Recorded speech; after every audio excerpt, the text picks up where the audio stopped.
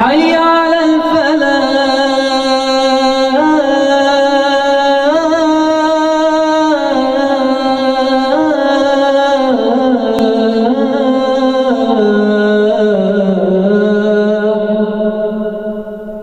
اگلا موضوع ہے علم کی فضیلت. بیان کرنے والے ہیں ابو ذر نظام احمد.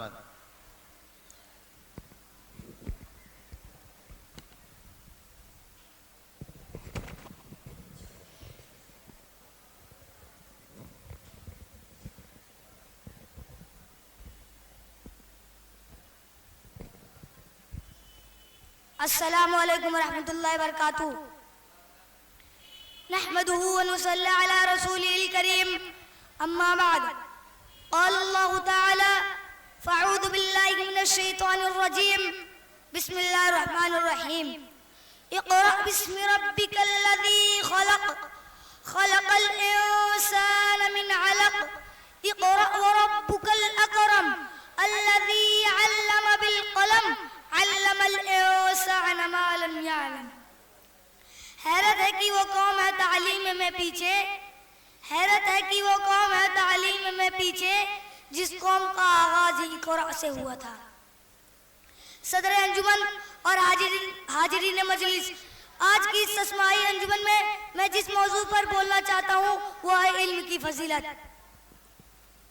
سامعین کرام، ابھی آپ کے سامنے جو آیت کریمہ پڑھی گئی ہے یہی وہ پہلی وحی ہے جو محمد صلی اللہ علیہ وسلم پر اس وقت نازل ہوئی تھی جب آپ صلی اللہ علیہ وسلم غار حرا میں عبادت میں مصروف تھے کہ اچانک جبرائیل علیہ السلام آئے، آپ صلی اللہ علیہ وسلم کے پاس آئے اور کہنے لگے: اے محمد صلی اللہ علیہ وسلم پڑھیے. آپ صلی اللہ علیہ وسلم نے فرمایا: میں پڑھا ہوا نہیں ہوں. جبرائیل علیہ السلام نے آپ صلی اللہ علیہ وسلم کو زور سے بیچا اور کہا: پڑھیے. آپ صلی اللہ علیہ وسلم نے پھر وہی کہا: میں پڑھا ہوا نہیں ہوں. جبرائیل علیہ السلام نے اس طرح آپ صلی اللہ علیہ وسلم کو 3 مرتبہ زور سے بیچا اور کہا: اقرأ باسم ربک الذی خلق. پڑھیے اپنے رب کے نام سے جس نے پیدا کیا. خلق الانسان من علق، جس نے انسان کو خون کے لوتھڑے سے پیدا کیا. اقرأ وربک الاکرم. پڑھتے رہیے اور آپ کا رب بڑے کرم والا ہے. الذی علم بالقلم، جس نے قلم کے ذریعے علم سکھایا. علم الانسان ما لم یعلم، جس نے انسان کو وہ بات سکھایا جسے وہ نہیں جانتا تھا. ان آیت کریمہ میں علم حاصل کرنے کے ساتھ آپ صلی اللہ علیہ وسلم کو تاکید کے ساتھ حکم دیا گیا ہے اور ساتھ ہی علم حاصل کرنے کے آداب بھی بتلا دیے گئے ہیں اور قلم کی ضرورت اور اہمیت کا تذکرہ بھی بتا دیا گیا ہے اور جس کے استعمال سے انسان علم میں کامیابی حاصل کرتا ہے. میرے اسلامی بھائیوں، علم حاصل کرنا انسان کے لیے کتنا ضروری ہے کہ اللہ رب العالمین قرآن مجید میں بار بار علم اور اہل علم کا تذکرہ بیان کرتا ہے. جیسا کہ ایک مقام پر اللہ رب العالمین فرماتا ہے: قل هل يستوي الذين يعلمون والذين لا يعلمون. سورہ زمر آیت نمبر 9.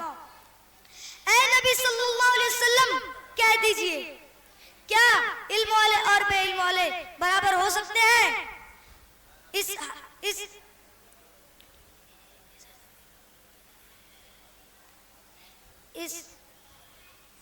آیت کریمہ میں معلوم ہو کہ عالم اور غیر عالم کبھی بھی برابر نہیں ہو سکتے.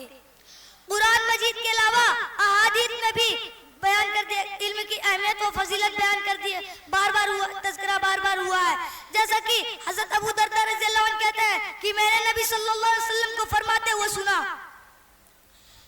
جو شخص ایسے راستے پر چلے جس میں وہ یعنی دین کا علم تلاش کرے تو اللہ تعالیٰ اسے جنت کے راستے پر لگا دیتا ہے اور فرشتے طالب علم کی اس عمل سے خوش ہو کر اپنے پر بچھا دیتے ہیں.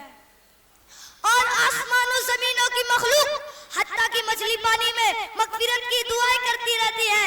اور عالم کی فضیلت عابد پر ایسے ہی جیسے چاند کو سارے ستاروں پر فضیلت حاصل ہے اور علماء انبیاء کرام کے وارث ہیں اور انبیاء کرام اپنے ورثے میں دینار اور درہم نہیں چھوڑتے.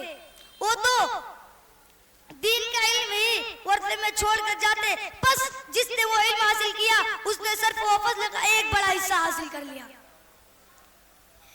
قرآن مجید اس حدیث میں عالم کی عابد پر فضیلت اس لیے بتا دی گئی ہے کیونکہ عابد کے عبادت کا فائدہ صرف اس کے اپنی ذات تک محدود رہتا ہے، جبکہ عالم کے علم کا فیض دوسروں لوگوں تک بھی پہنچتا ہے۔